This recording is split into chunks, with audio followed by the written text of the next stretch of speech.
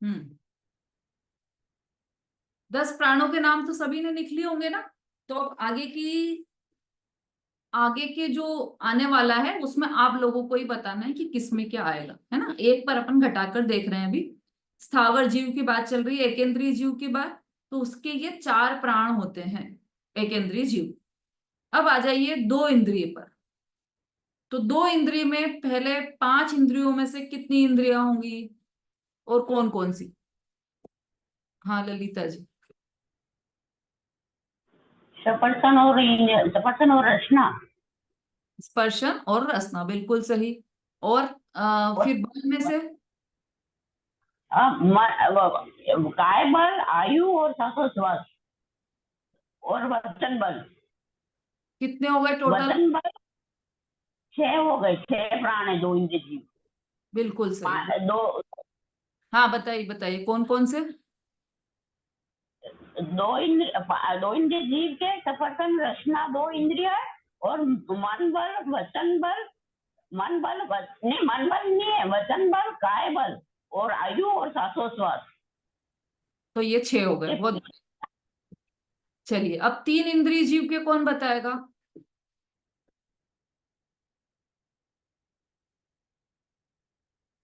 संगीता जी।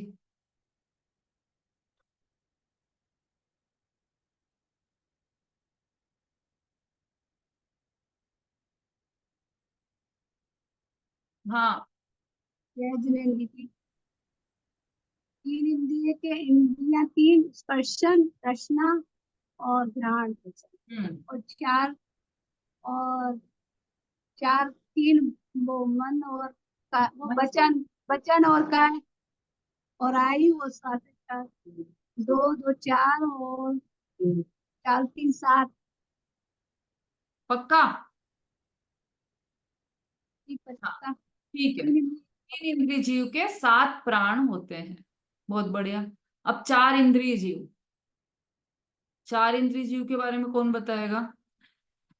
उषा जी।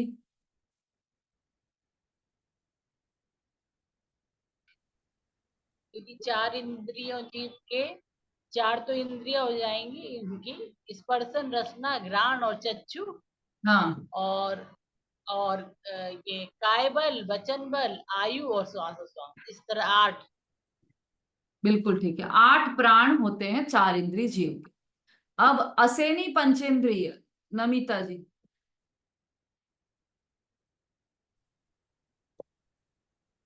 दीदी 5 तो इंद्रिय हो जाएंगी इनके। हम्म। और बल 2 बल होंगे, वचन और काय और श्वासोच्छ्वास और आयु। तो कुल 9 कितने? प्राण हो जाएंगे। बहुत 9। बढ़िया।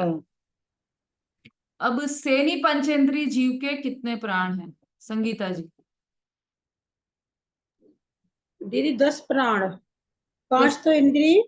3 बल हम्म। और श्वासोच्छ्वास हम्म। और आयु 10 हो गए। हम्म। ठीक है, बिल्कुल ठीक है। तो सबको ये समझ में आ गया है, इसलिए अपन नीचे बढ़ रहे हैं अब। हाँ, इसमें यही बात विशेष ध्यान में रखने योग्य है कि जो 5 इंद्रियों का क्रम है उसी उसी क्रम में रहती है वो। कभी भी एक क्रम उल्टा सीधा नहीं होता कि पहले एक इंद्री मिली है तो उसको घ्राण इंद्री मिल गई, ऐसा कभी भी नहीं होगा। 2 इंद्री होगी तो स्पर्शन और रसना ही होगी, है ना। अच्छा चलो, 4 इंद्रिय होंगी तो कौन कौन सी इंद्रियां होगी, कौन बताएगा? कोई 4 इंद्रिय जीव है, उसके कौन कौन सी इंद्रियां हैं?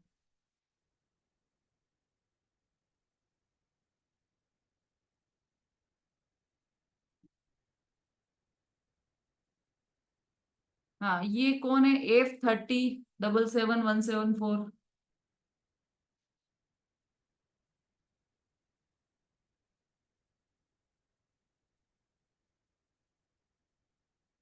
उमा जी।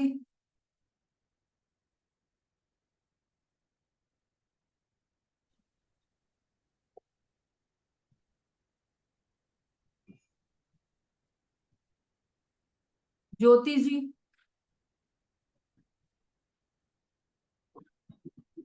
अच्छा। स्पर्शन, हाँ। स्पर्शन, रसना, घ्राण और चक्षु, ये 4 इंद्रियां होंगी, 4 इंद्रिय जीव की। तो कर्ण नहीं हो सकता, उनको चक्षु की जगह कर्ण आ जाए, ऐसा नहीं हो सकता? नहीं, क्योंकि आपने बोला कि क्रम से चलते हैं तो वो क्रम ही रहेगा। ठीक है, बहुत बढ़िया, बिल्कुल सही बताया आपने। चलिए, तो इस तरह से ये हमारा 14वें नंबर का सूत्र पूर्ण हो गया है। 15वां सूत्र पर आ जाइए। 7-8 मिनट बचे हैं हमारे, उसमें ये हो जाएगा हमारा सूत्र। इंद्रियों की संख्या। हाँ, ये सूत्र सबको क्लियर हो गया? 14वें नंबर का सूत्र। अच्छा, इसमें कोई प्रश्न है क्या किसी का? हाँ मंजू जी बोलिए। नहीं दीदी, प्रश्न नहीं है। अच्छा। वो हाँ पहले का है। रेखा जी। दीदी मैं तो रिकॉर्डिंग सुन लूंगी, हमारा छूट गया आता जी दीदी 14 वाला सूत्र। क्यों? क्यों छूट गया? दीदी मैं खाना दे रही थी दीदी। अच्छा, ठीक है। चलिए, अब आ जाइए अपना 15वें नंबर के सूत्र पर। इंद्रियों की संख्या। पंचेंद्रियाणि। पंचेंद्रियाणि बोलिए रेखा जी सूत्र को। फिर से बोलिए। पंचेंद्रिय। हाँ, किसी का अनम्यूट है। बोलिए बोलिए, आप बोलिए। पंचेंद्रियाणी। हाँ ठीक है, बहुत अच्छा। पंचेंद्रियाणि, इसका सामान्य अर्थ है इंद्रियां 5 है। सबको पता है इंद्रियां 5 है, तो ये बहुत सरल सूत्र है, ये इंद्रियां 5 है। अब इसकी टीका हम पढ़ लेते हैं। इंद्रियां 5 है, अधिक नहीं। ये यहाँ पर बिल्कुल पक्का मान के चलना, इंद्रियां 5 ही होती है, 5 से अधिक नहीं होती है। क्योंकि किसी किसी संप्रदाय में ऐसा माना जाता है कि इंद्रियां 5 से अधिक होती है। तो वहां पर हाथों को भी इंद्रियां बोलते हैं, वचन को भी इंद्रियां बोलते हैं, हाथ पैर गुदा लिंग इन सबको इंद्रियां बोलते हैं। तो वहां पर इंद्रियां 10 या उससे अधिक मानी जाती है।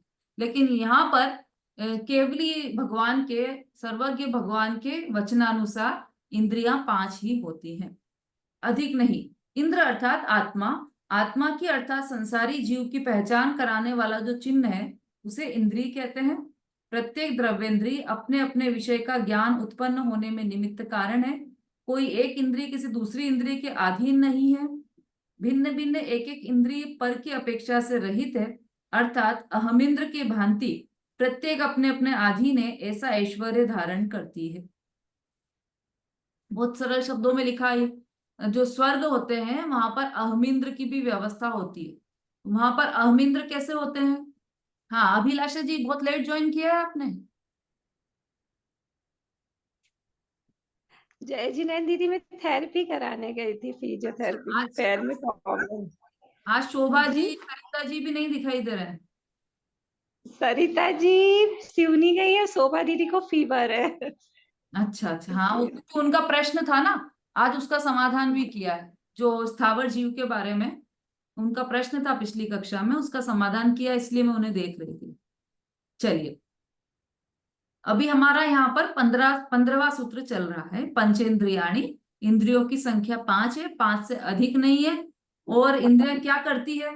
इंद्रियां अपने अपने विषय का ज्ञान उत्पन्न होने में निमित्त कारण है। कोई एक इंद्रिय किसी दूसरी इंद्रिय के अधीन नहीं है, सब इंद्रियां स्वतंत्र है। हमारी बात चल रही थी कि स्वर्ग में अहमिंद्र की भी व्यवस्था होती है। तो अहमिंद्र कैसे होते हैं?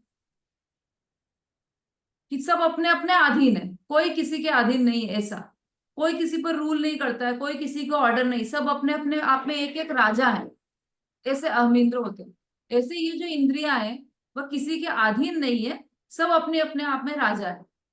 जैसे आंख है, तो आंख को देखने के लिए कानों की जरूरत नहीं है, कान को सुनने के लिए नाक की जरूरत नहीं है ना, नाक अपने आप से सूंघेगी। स्पर्शन इंद्रिय को स्पर्श का ज्ञान करने के लिए कान नाक मुंह इत्यादि की आवश्यकता नहीं है, सब अपने अपने अधीन है। ये सारी इंद्रियां अपना अपना इंद्र, इसीलिए इनको इंद्र बोला है। क्योंकि ये सब अपने अपने अधीन है, इनको किसी दूसरे की आवश्यकता नहीं है, अपना कार्य करने के लिए किसी दूसरे की आवश्यकता नहीं है, ऐसी ये इंद्रिय है। अब देखो इसमें अगला पॉइंट है, वचन, हाथ पैर, गुदा और लिंग को भी इंद्रिय क्यों नहीं कहा, जैसा कि अभी आपको बताया कि अन्य संप्रदाय में ऐसी मान्यता है। तो यहाँ उपयोग का प्रकरण है, उपयोग में स्पर्शादिक इंद्रिय निमित्त है, इसलिए उन्हें इंद्रिय मानना ठीक है। वचन इत्यादि उपयोग में निमित्त नहीं है, वे मात्र जड़ क्रिया के साधन है, और यदि क्रिया के कारण होने से उन्हें इंद्रिय कहा जाए तो मस्तक इत्यादि सभी अंगोपांग हैं, उन्हें भी इंद्रिय कहना चाहिए। इसलिए यह मानना ठीक है कि जो उपयोग में निमित्त कारण है वह इंद्रिय का लक्षण है। जड़ इंद्रियां इंद्रिय ज्ञान में निमित्त मात्र है, किंतु ज्ञान उन इंद्रियों से नहीं होता, ज्ञान तो आत्मा स्वयं स्वतः करता है। छायोक्षमिक ज्ञान का स्वरूप ऐसा है कि वह ज्ञान उस समय जिस प्रकार का उपयोग करने के योग्य होता है, तब उसके योग्य इंद्रियादिक निमित्त स्वयं स्वतः उपस्थित होते हैं, निमित्त की राह नहीं देखनी पड़ती। ऐसा निमित्त नैमित्तिक संबंध है। इंद्रियां है इसलिए ज्ञान हुआ है, ऐसा अज्ञानी मानता है, किंतु ज्ञानी यह मानता है कि ज्ञान स्वतः हुआ है और जड़ इंद्रियां उस समय संयोग रूप स्वयं होती ही है। है ना, राम जी भाई की टीका है तो हर जगह से उन्होंने अध्यात्म निकाला है। अभी इंद्रियों का सिंपल प्रकरण है, लेकिन कितनी अच्छी और गंभीर बात, कितनी गूढ़ बात यहाँ पर बता रहे हैं। क्या बात बता रहे हैं कि जो इंद्रियां है वह ज्ञान में निमित्त कारण है। हम आंखों से देख रहे हैं इसलिए हमें ये जिनवाणी पढ़ पा रहे हैं, ऐसा नहीं है। दिखाई तो हमें ऐसे ही देता है, यदि हमारी आंखें नहीं होती तो हम जिनवाणी पढ़ पाते क्या? उसका उत्तर यहाँ पर दिया है। किंतु ज्ञान उन इंद्रियों से नहीं होता, ज्ञान तो आत्मा स्वयं स्वतः करता है ना। जो ज्ञान है वह इंद्रियों से नहीं हो रहा है, ज्ञान तो आत्मा में से निकल रहा है ना। जो अनपढ़ लोग होते हैं उनके तो इंद्रियां हैं, चक्षु इंद्रिय है, लेकिन वो पढ़ नहीं पा रहे।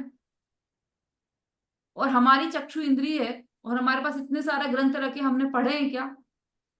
कि नहीं पढ़ पा रहे। क्यों नहीं पढ़ पा रहे? कि बस नहीं पढ़ पा रहे। तो क्यों नहीं पढ़ पा रहे? कि वो उस समय जीव का इतना क्षयोक्षम नहीं होना था कि वह सभी ग्रंथों का अध्ययन कर ले, इसलिए उसमें आंखें निमित्त बनी नहीं, है ना। तो कार्य हम सोचते हैं कि कार्य यहां से शुरू हो रहा है, लेकिन कार्य यहां से नहीं, यहाँ हम सोचते हैं कार्य यहां से शुरू हो रहा है और यहां तक जा रहा है, जबकि कार्य यहां से शुरू हो रहा है और यहां तक जा रहा है, ऐसा है। मतलब ज्ञान आत्मा में से उत्पन्न हो रहा है और उस ज्ञान को करने के लिए जितना क्षयोक्षम का उदय है, उस ज्ञान को करने के लिए इंद्रियां सहज में निमित्त हो रही है। और हमें क्या लग रहा है कि इंद्रियों से ही ज्ञान हो रहा है, इंद्रियां नहीं होती तो ज्ञान होता क्या, ऐसा लग रहा है हमें। आंख नहीं होती तो दिखाई देता क्या? कि यह ज्ञान का क्षयोक्षम ही इतना नहीं था उस समय कि वह आंखों के निमित्त से जाने। तो जानने वाला तो आत्मा है, इंद्रिया जानने वाली नहीं है। एक उदाहरण पहले भी दिया था मैंने कि कोई एक महल है जिसमें एक राजा बैठा है ना। उस महल में 5 झरोखे हैं। अब वो 5 झरोखे जो हैं वो कभी एक झरोखे में से झांकता है, कभी दूसरे झरोखे में से झांकता है। और नीचे से जो देखने वाले हैं वो क्या कहते हैं कि वो झरोखा देख रहा है, ये झरोखा देख रहा है, ये झरोखा देख रहा है। वास्तव में क्या है कि झरोखा नहीं देख रहा है, झरोखे के अंदर से राजा देख रहा है। ऐसे ही ये 5 इंद्रियों के झरोखे हैं, आंखें, नाक, कान, है ना, जीभ, ये सब झरोखे हैं।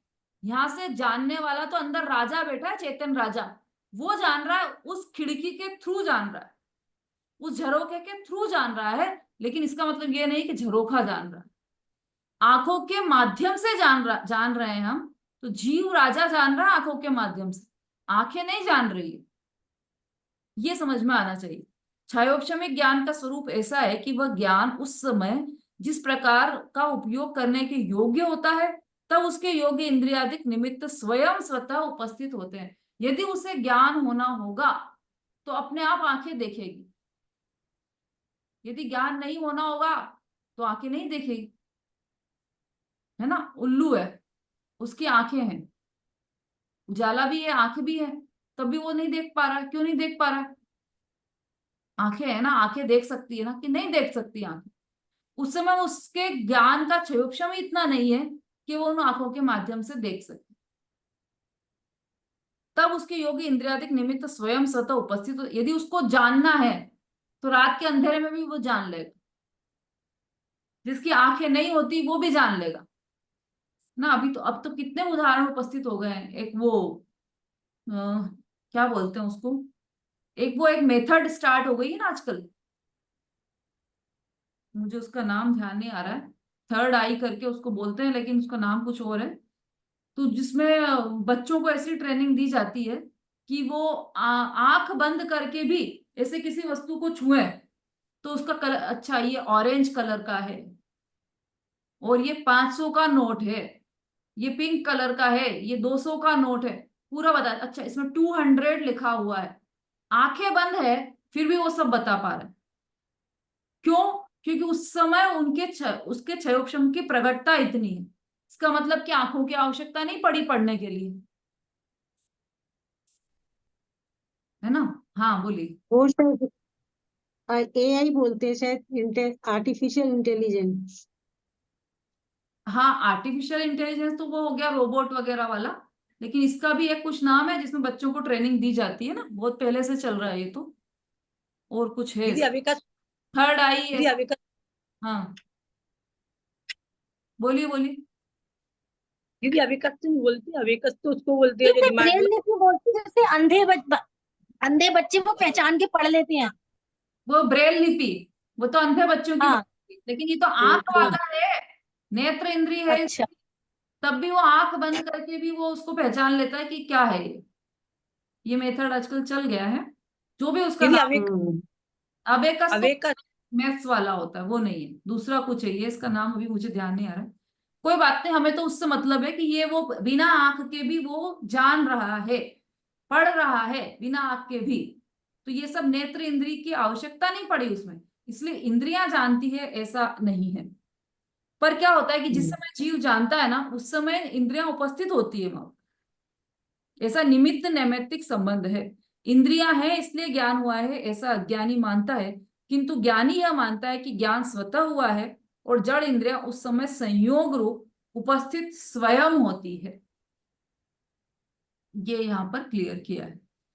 चलिए हमारे ये 14 और 15वें नंबर के सूत्र हो गए आज।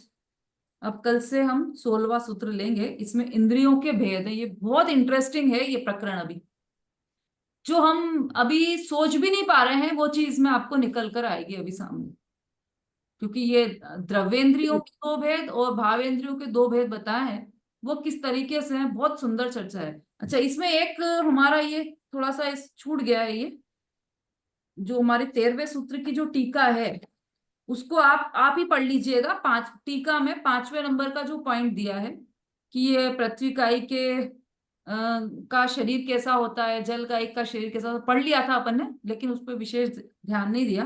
पर आप ये पढ़ लीजिएगा, इसको वापस रिवाइज कर लीजिएगा, ठीक है। अब कल से तो हमारा 16वां सूत्र चलेगा। हाँ जी, कोई जिनवाणी स्तुति बोलना चाहता है? आज तो समय है थोड़ा हमारे पास। दीदी भजन बोलना है। हाँ बोलिए बोलिए।